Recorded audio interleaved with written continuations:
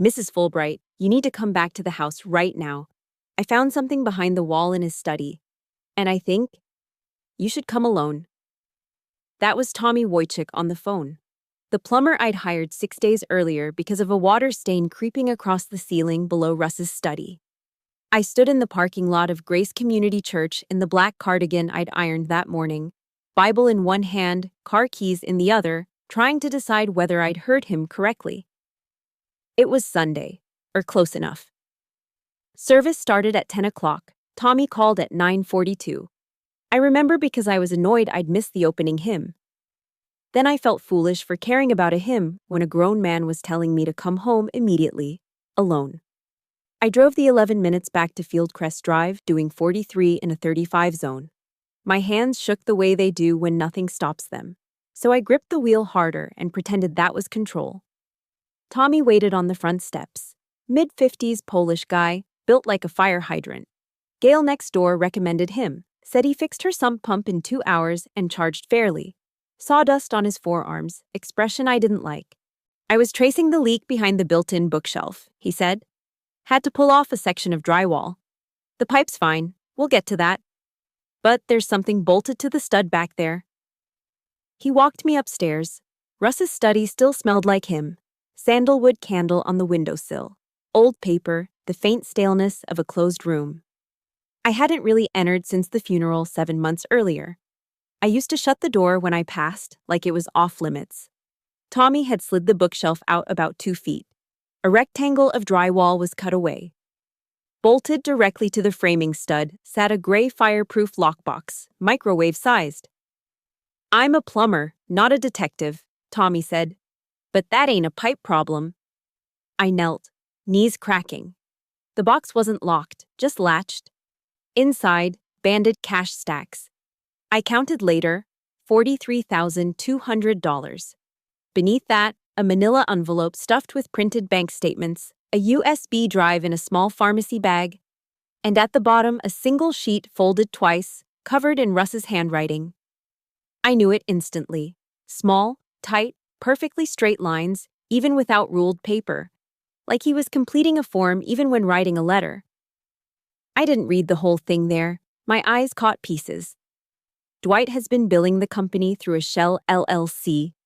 Over $300,000 across 3 years. Everything you need is on the drive. And near the bottom, underlined twice. "Don't trust Colleen." My stomach dropped. Not because of the money, not Dwight. Because of Colleen Halverson, Dwight's wife, who 3 days earlier texted asking if I wanted lunch at that Thai place off Veterans Memorial Parkway. Colleen, who brought casserole the week Russ died and sat with me while I shook. Colleen, who I'd confided in for 7 months. I looked at Tommy. He stood in the doorway, arms crossed, staring at the floor, clearly avoiding whatever was in the box. "You okay?" he asked. "No." I was kneeling on the floor of my dead husband's study holding $43,000 cash and a letter rewriting my marriage, my husband's business partner, and the woman I thought was my friend. "The pipe," I said, my brain grasping for something small. "You said the pipe was fine." Tommy scratched his neck. "It didn't corrode naturally. Looks like someone leaned on it hard or pried at it. I'm not saying anything happened, just pipes don't usually do that on their own." I sat on that study floor a long time after Tommy went downstairs. Russ had hidden the box, built evidence against his own partner, and bolted it inside a wall. Then he died of cardiac arrhythmia one Saturday morning before he could use it. 7 months I'd passed that closed door. 7 months. The answers were 12 inches behind drywall. The first thing I did was stupid. That same Sunday at 11 p.m., I plugged the USB into my laptop at the kitchen table and spent 3 hours guessing passwords. Anniversary. June 14th, 2017. Denied. My birthday, his, our address, zip code, maiden names, street name, the year we met, even password. Denied 41 times. I listed them on a grocery receipt after the first 10. By 1 a.m., my eyes burned, neck locked from hunching. By 1:30, I typed nonsense like Fulbright rust, hoping stubbornness would win. It didn't. I almost threw the drive. Didn't. Because it might be the only copy of whatever Russ spent months collecting, and smashing it wouldn't bring him back or cool my anger. So I turned to the paper. The bank statements covered 31 months. I spread them edge to edge across the kitchen table, some overlapping. Every month a transfer from Fulbright and Halverson to Halverson Consulting, LLC. Amounts varied. $8,200 one month, $11,400 the next, $9,750, $12,100. Irregular enough to avoid flags, regular enough to be intentional. I added twice on my phone, over $310,000. I kept thinking about the label maker. Russ labeled everything: folders, front and tab, spice jars, circuit breakers, garage bins. He labeled these statements too, month and year top right before filing them. Even while uncovering the worst betrayal of his life, he stayed meticulous. That was Russ. My phone buzzed. Patricia? Russ's mother. Have you gone through Russell's personal things in the study yet? Her voice clipped, scripted. I lied. Not really. Haven't had the energy. Long silence. You should. Click. No goodbye, no, I love you. Just gone.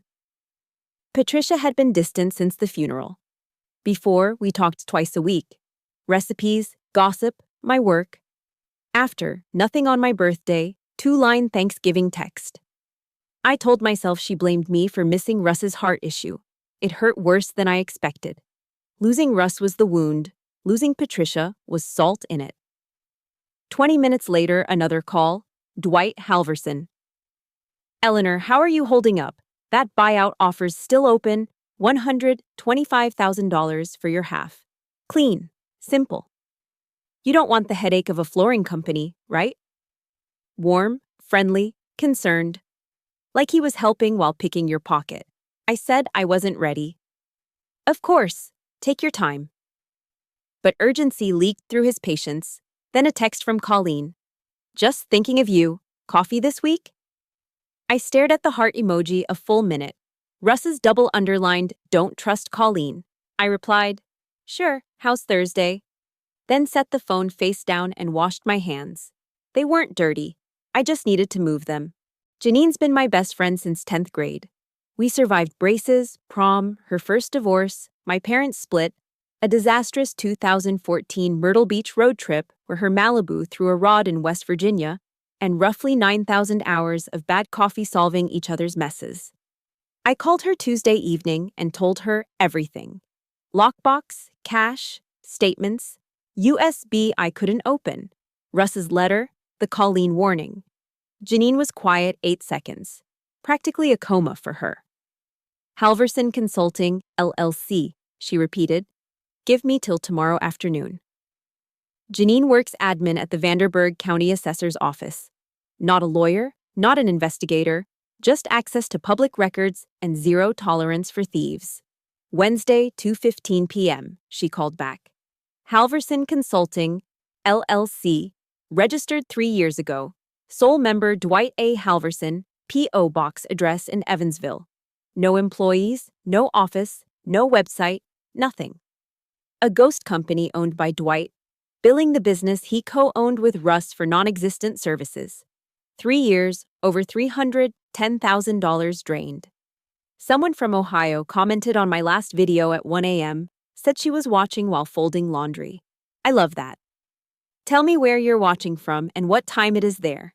Hit subscribe if you haven't, because this story is about to turn. I took everything to Dennis Yu. His office sits between an insurance agency and a nail salon on Southeast 2nd Street. Dennis wears reading glasses on a chain, has 2 framed photos of his daughters in soccer uniforms on his desk. Janine's cousin used him for a dispute 4 years ago. Said he was calm, thorough, didn't charge for breathing. Dennis spread the statements across his conference table, read Russ's letter, examined the LLC printout. Quiet a long time. This is strongly suggestive, he said, but not conclusive. If Dwight claims the consulting was real, paper alone might not prove fraud. We need what's on that USB, direct evidence, invoices, correspondence, accounting exports. I felt deflated. All that work, still not enough. Afterward, I sat in my Kia in the lot, engine off, dusty windshield, Walgreens receipt stuck under the wiper. A thought I'd avoided crawled in. What if Russ was part of it? What if the $43,200 wasn't evidence? What if it was his share? What if I was about to ruin my dead husband's name over something I didn't understand? What if he wasn't the victim? I couldn't finish the sentence. Sat 20 minutes, engine off, hands in lap. Like a spy in a movie, except the spy drives a dented Kia and cries next to a nail salon. Then I pulled out the letter again, read slower. I should have told you. I was trying to fix it myself first. That was wrong. I thought if I had enough proof I could confront Dwight directly, force him out without dragging you in. I'm sorry, Eleanor. If you're reading this, I didn't get there in time. Russ wasn't stealing. He was building a case, methodical, careful, label maker way. And time ran out. I wiped my face, breathed, then noticed something missed. Inside the lockbox lining, partly under the felt, a small metallic object. I'd left the box in the trunk, didn't want it in the house. Leaned over the seat, lifted the felt. Brass key, small, flat, number taped to it with a label maker sticker. SKS 117. Safe keep storage on North First Avenue, between a tire shop and discount mattresses. Keypad gate, humming fluorescent lights. I drove there Thursday morning before my clinic shift. Unit 117, ground floor, second row back. The key fit. Lock clicked, roll-up door groaned open. 3 bankers' boxes stacked neatly, each labeled, because of course, with Russ's label maker. Halverson invoices, Halverson email correspondence, Halverson timeline plus notes. I sat cross-legged on cold concrete, opened the first. Printed invoices from Halverson Consulting, LLC to Fulbright and Halverson Commercial Flooring. Each signed by Dwight, vague services, market research, vendor negotiations, client acquisition strategy, professional sounding nothing. 38 total. Second box, emails. Correspondence between Dwight and contacts at companies I'd never heard of. Russ highlighted sections in yellow. Fake email addresses. WOIS lookups showing domains registered days before invoices. IP traces, all leading back to one origin. Third box, Russ's handwritten timeline. 9 pages, small tight letters, dated entries. Last one written 9 days before he died. I need a second. This part still hurts. Seeing his handwriting, not on a card or grocery list, but pages of patient, careful documentation of the worst thing done to him. He must have worked nights in that study after I went to bed, behind the door I used to close. That evening, I tried the USB again. I'd been thinking about Russ all day, not the evidence, just him. Stories he told. Growing up in Terre Haute, Dad's garage, neighborhood kids. One kept circling, his childhood Beagle Biscuit, 10th birthday 1994. He talked about Biscuit like first love, eyes soft, said Biscuit slept on his bed till college. I typed Biscuit 1994. The drive unlocked. The paper statements covered 31 months. The USB had everything. 37 months of transfers, 3 years of QuickBooks backups, photographed invoices with metadata, screenshots of fake emails including registrations, folders by month and year. Russ labeled circuit breakers. Of course, he organized evidence the same way. Every dollar traced, every lie documented. Total, $347,216. I should have felt relief. I did, for about 48 hours. Here's where I messed up. Thursday afternoon coffee with Colleen at the Thai place on Veterans Memorial Parkway. I was running on 4 hours sleep, buzzing with purpose I hadn't felt in 7 months.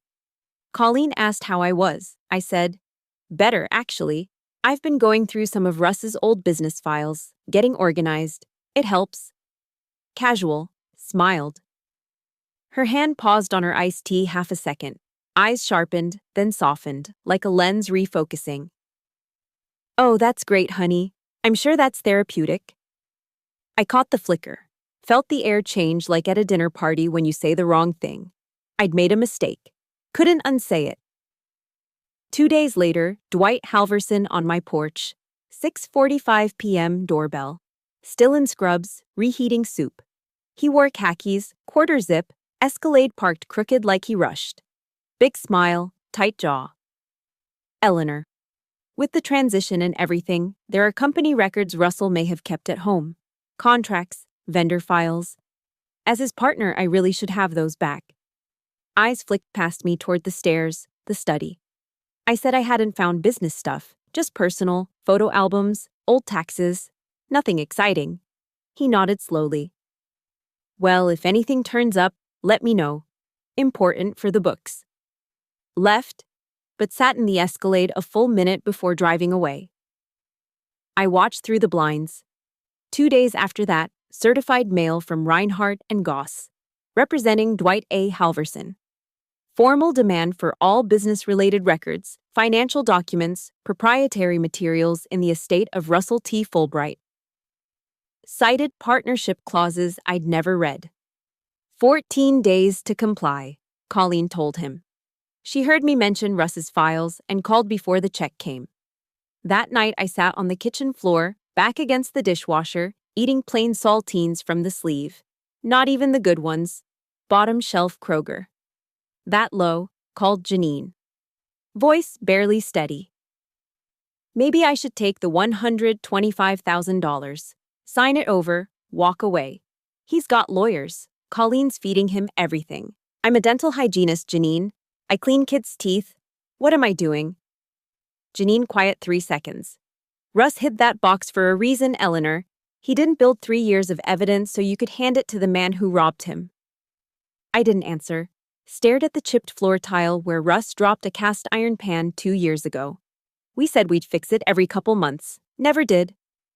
Went upstairs, sat in his chair, opened the timeline box, read the last entry. Handwriting smaller, like he was running out of space or time. Meeting with you and Kessler on the 14th to discuss filing options. If this doesn't work, I go to the DA directly. He never made it.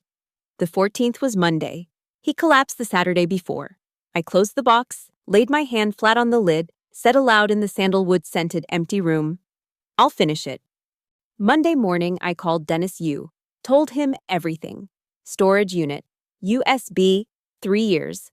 QuickBooks exports, fake invoices, IP traces, email registrations. He cleared Tuesday afternoon. I brought every box, the drive, a laptop. 4 hours in his conference room. Dennis read the timeline entry by entry, cross-referencing invoices and transfers. At one point, took off his glasses, rubbed his eyes. Your husband was thorough. He labeled his circuit breakers. I said, thorough was his love language. By Friday, Dennis had it all. 38 fraudulent invoices over 37 months, everyone signed by Dwight, payable to his LLC, every vendor traceable to emails, registered from Dwight's home, IP. Total damages $347,216, not rounded. Russ tracked to the penny. Dennis drafted 2 letters. First, formal demand to Dwight, full restitution, $347,216 plus buyout of my 50% at appraised fair market value, $410,000 within 30 days. Second, to Vanderburgh County DA, outlining fraud with supporting docs, ready to send if Dwight refused. Why not police first? Dennis explained. Criminal cases drag months, years, civil demand with criminal threat forces, fast settlement. Dwight didn't want DA scrutiny. We'd use that. Letters went out Tuesday. Wednesday evening knock, not Dwight, Patricia. Standing on my porch in the long gray coat from Russ's funeral. Eyes red, no call, no text. Can I come in? We sat at the kitchen table. She set her purse on the next chair like always, then spoke. I knew something was wrong with that business. Russell called me 2 months before he died. Said he was worried about the books. Said Dwight was skimming. I told him to talk to a lawyer, get proof. She stopped, lips pressed. I should have pushed harder, should have driven down, sat in that study, made him act. Instead, I said, "Handle it, Russell," and hung up. Went back to Jeopardy. 2 months later, my son was dead. She wasn't cold because she blamed me. She was cold because she couldn't look at me without seeing every chance she missed. We cried a long time at that table. I made her chamomile in the world's okayest mom mug Russ gave her for Mother's Day, their joke. She held it two-handed, didn't drink. That was fine. Following Monday, Dennis's conference room. Me and Dennis one side, Dwight Halverson and his attorney Pfeiffer, nervous guy from Reinhardt and Goss who kept adjusting his tie, other side. Dwight came confident. Polo, tan, cologne across the table. Shook Dennis's hand like a golf buddy. Dennis opened a folder, laid documents one by one. Invoice after invoice, transfer after transfer. Each with Dwight's signature, each to his LLC. Then email printouts, IP traces, domain registrations. Dwight's smile died around invoice 12. Pfeiffer read faster, face paling. These consulting services were legitimate, Dwight said. Voice higher, thinner. I provided real strategic advisory work. Dennis didn't argue. Laid one more page, email from Dwight's personal Gmail to a fake vendor. Send the invoice for $11,400. Same template as last month. Use the market research header. Room went dead quiet. Dwight built the cage himself, his name, signature, LLC, email, IP, bar by bar over 3 years, never imagining anyone would find the plans. Pfeiffer pulled him to the hallway. 9 minutes. I counted. Back. Pfeiffer spoke. Full restitution, $347,216 plus buyout, $410,000, structured over 60 days.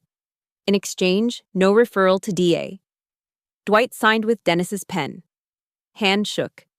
Didn't look at me once. I looked at him. Said one thing. You offered me $125,000 for something worth $410,000. You should have known. Russ taught me how to read a number. He left. Escalade, leased it turned out with money he'd been bleeding from the company. Pulled out, turned left, gone. I sat 5 more minutes. Janine waited in the lobby. She drove me. Dennis packed folders. Your husband built a good case. I said, he built a great case. I just delivered it. Settlement cleared in 53 days. Dennis called between a 6-year-old's cleaning and an 8-year-old's sealants. I stepped into the break room. Burnt coffee, microwaved popcorn smell. Funds are in your account. Paid off the mortgage that afternoon, the one that got tight last 2 years, because of course, when your partner siphons $8,000 to $12,000 monthly, numbers stop adding up. Russ must have juggled payments in the dark, blaming himself before he saw the truth. Patricia comes for dinner every Thursday now. We cook Russ's favorite chicken paprikash from his grandmother's stained, water-ringed 1986 recipe card. She holds it like scripture. We don't talk Dwight.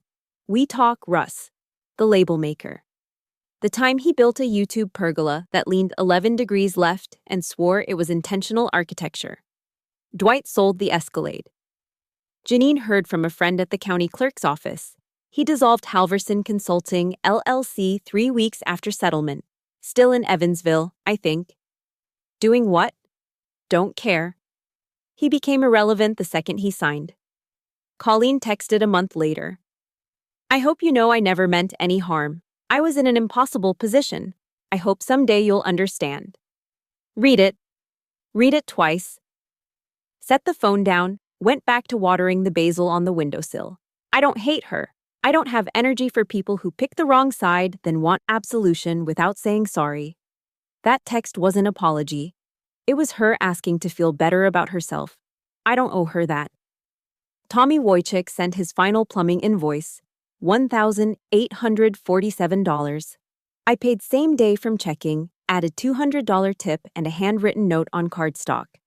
Thank you for telling me to come alone. He texted back a thumbs-up emoji. Peak Tommy. The study's different now.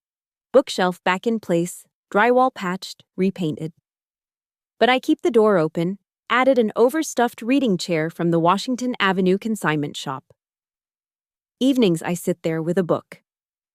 Pepper curls on the rug beside me, Russ's beagle mix we adopted 3 years ago. Russ named him Pepper because the spots looked like ground pepper. Stretch, but I never argued. Last Tuesday, I sat on the back porch, Pepper at my feet, iced tea in one of those giant, ugly plastic tumblers Russ loved. The free gas station kind you keep a decade for no reason. Fireflies out. June in southern Indiana turns the yard into a dream. I didn't check my phone, didn't need to. Russ couldn't finish it, so I did. Someone told me last time these stories make them feel less alone. That comment stayed with me all week.